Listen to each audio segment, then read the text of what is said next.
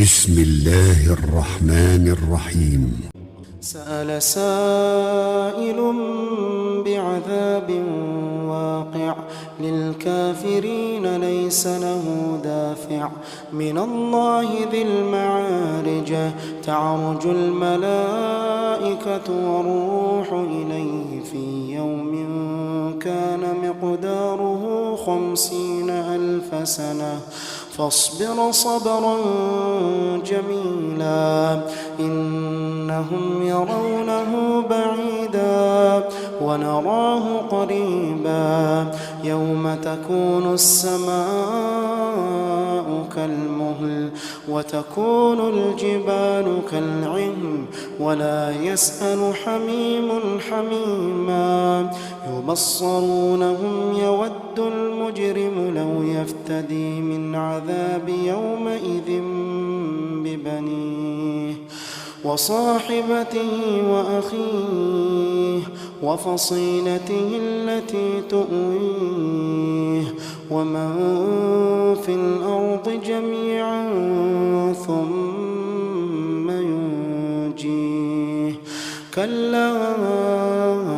إنها لظى نزاعة للشوى تدعو من أدبر وتولى وجمع فأوعى إن الإنسان خلق هلوعا إذا مسه الشر جزوعا وإذا مسه الخير منوعا إلا المصلين الذين هم على صلاتهم دائمون والذين في أموالهم حق معلوم للسائل والمحروم والذين يصدقون بيوم الدين والذين هم من عذاب ربهم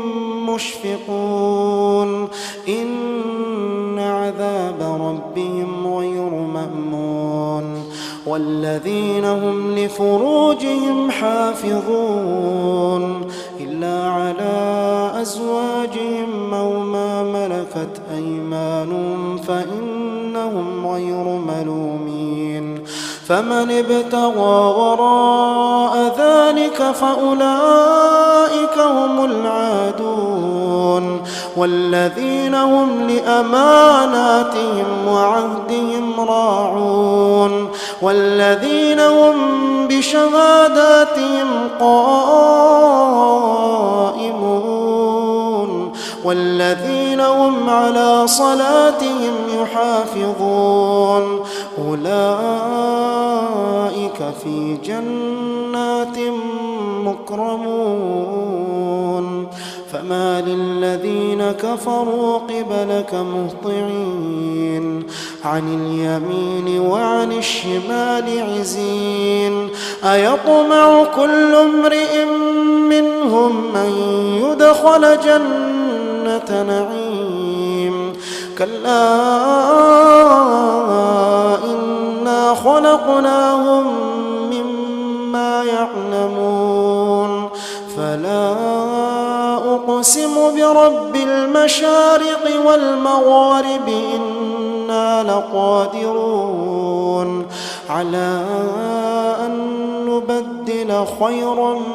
منهم وما نحن بمسبوقين فذرهم يخوضوا ويلعبوا حتى يلاقوا يومهم الذي يوعدون يوم يخرجون